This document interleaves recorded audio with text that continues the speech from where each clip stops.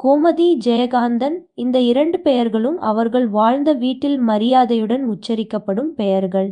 அது பெரிய மாளிகை இல்லையெனினும் அங்கே இருந்த அமைதி எந்த அரண்மனையையும் மிஞ்சியது. அவர்கள் வாழ்க்கை யாரையும் சார்ந்தது இல்லை, யாரையும் தொந்தரவு செய்ததுமில்லை. தங்கள் உழைப்பில், தங்கள் நம்பிக்கையில், தங்கள் சுயமரியாதையில் நின்ற குடும்பம் அது. ஜெயகாந்தன் ஒரு சாதாரண மனிதர், ஆனால் அவரின் சிந்தனை சாதாரணமல்ல. நம்ம வாழ்க்கை நாம கட்டணும் என்பதே அவரது கொள்கை. வேலையிலிருந்து வந்த சம்பளம் மிக பெரியதாக இல்லை, ஆனால் அந்த சம்பளத்தில் அவர் குடும்பத்துக்கு மரியாதை, பாதுகாப்பு, சுயநிலை இந்த 3ஐயும் கொடுத்தார். யாரிடமும் கையை நீட்டாதவர், தன் வலிமையில் நின்றவர். கோமதி அழகானவள் மட்டுமல்ல, அமைதியான வலிமை கொண்ட பெண். வீட்டை சுமந்தாள், கொடுக்கப்பட்ட சம்பளத்தில் வீட்டை செழிக்க வைத்தாள். குழந்தைகளுக்கு குறை சொல்லும் நிலை வரவிடவில்லை. இது போதும் என்று சொல்லும் மனநிறைவு அவளிடம் இருந்தது. யாஷிகா அவர்களின் மகள் தன்னம்பிக்கையுடன் வளர்ந்தாள். தந்தையின் நேர்மை, தாயின் பொறுமை இரண்டையும் கற்றுக்கொண்டாள். நவீன் மகன் அமைதியானவன், ஆனால் உள்ளே உறுதியானவன். இருவரும் படிப்பில் தங்கள் பாதையை தாங்களே செதுக்கியவர்கள். ஒவ்வொருவரும் தங்கள் முயற்சியால் உயர்ந்தவர்கள். யாரையும் சாராமல் தங்கள் வாழ்க்கையை அமைத்தவர்கள். காலம் நகர்ந்தது. 2 குழந்தைகளும் தனித்தனி அணுக்க குடும்பங்களை அமைத்தனர்.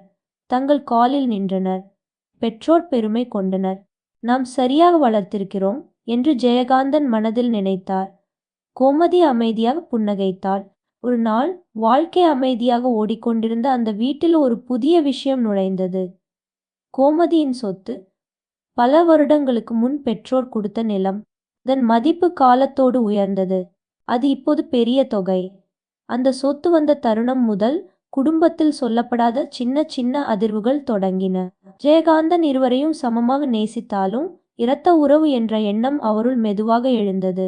மகன்தான் வீட்டை தொடர்ந்து நடத்துவான் என்ற பழைய சிந்தனை அவரின் உள்ளத்தில் ஓர் இடத்தை பிடித்தது. அவர் வெளியில் எதுவும் சொல்லவில்லை, ஆனால் மனதில் மகனுக்கு சிறிது அதிகம் தர வேண்டும் என்ற எண்ணம் உருவானது. கோமதி அதை கவனித்தாள். அவள் சொன்னாள், இருவரும் நம்ம பிள்ளைகள்தான், சமம்தான். அவளது குரலில் கோபம் இல்லை, ஆனால் உறுதி இருந்தது. அந்த அமைதியான கருத்து வேறுபாடு மெதுவாக குழந்தைகளின் காதுகளுக்கும் சென்றது. யாஷிகா அதை கேட்டு அமைதியா இருந்தாள். அவள் சொத்துக்காக வாழ்வதில்லை, ஆனால் பெற்றோர் மனதில் ஏதோ மாறுகிறது என்ற உணர்வு அவளை வலித்தது. நவீன் ஒரு நாள் தந்தையிடம் சொன்னான், எனக்கு இந்த சொத்தில் பங்கு வேண்டாம். அவன் குரலில் கோபம் இல்லை, ஆனால் சோகமும் மரியாதையும் கலந்திருந்தது. நான் என் வாழ்க்கையை நானே கட்டினவன், இதுக்காக நம்ம வீட்டில் குழப்பம் வரக்கூடாது என்று எழுதி வைத்து சென்றான்.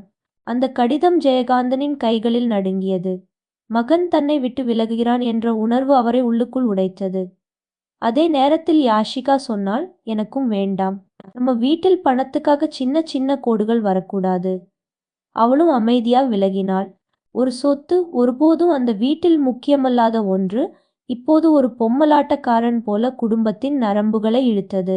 வீடு இருந்தது, சுவர்கள் இருந்தது, பொருட்கள் இருந்தது, ஆனால் அந்த சிரிப்புகள் மெல்ல மங்கின. ஜெயகாந்தன் இரவில் அமைதியாக உட்கார்ந்தார். நான் தவறு செய்தேனா என்ற கேள்வி அவரை துன்புறுத்தியது. இரத்த உறவுக்கு கொஞ்சம் மேலிடம் கொடுக்க நினைத்தது அன்பை குறைத்து விட்டதா? கோமதி கணவரின் அருகில் உட்கார்ந்தாள். நம்ம பிள்ளைகள் சொத்துக்காக போகவில்லை, நம்ம அமைதிக்காக போனாங்க என்றாள். அந்த வார்த்தை உண்மை. இருவரும் பெற்றோரை கைவிடவில்லை, ஆனால் அந்த வீட்டின் சொத்து விவாதத்திலிருந்து விலகினர். அவர்கள் தங்கள் அணுக்க குடும்பத்தில் நின்றனர். மரியாதை காத்தனர். தொலைவு மட்டும் வந்தது. காலம் சில காயங்களை ஆற்றும், ஆனால் சில காயங்கள் நினைவாகவே இருக்கும். ஒரு நாள் ஜெயகாந்தன் 2 குழந்தைகளையும் அழைத்தார். இந்த சொத்து நம்ம வாழ்க்கையை கலைக்க கூடாது, நம்ம உறவுதான் பெரியது என்றார். அந்த தருணத்தில் யாஷிகா கண்களில் கண்ணீர், நவீன் அமைதியான புன்னகை, கோமதி நிம்மதியான மூச்சு. அவர்கள் உணர்ந்தது ஒன்று, சொத்து ஒரு காகிதம், குடும்பம் ஒரு உயிர். ஒரு காகிதத்தால் உயிரை கிழிக்கக்கூடாது. அந்த நாள் அந்த வீடு மீண்டும் சிரித்தது. பணம் காரணமாக உடைந்தது அல்ல, புரிதல் இல்லாமல் ஆல்மோஸ்ட் உடைந்தது.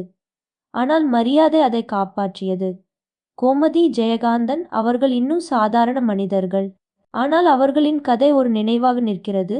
சுயமரியாதையால் கட்டிய வீடு சொத்தால் உடையாது.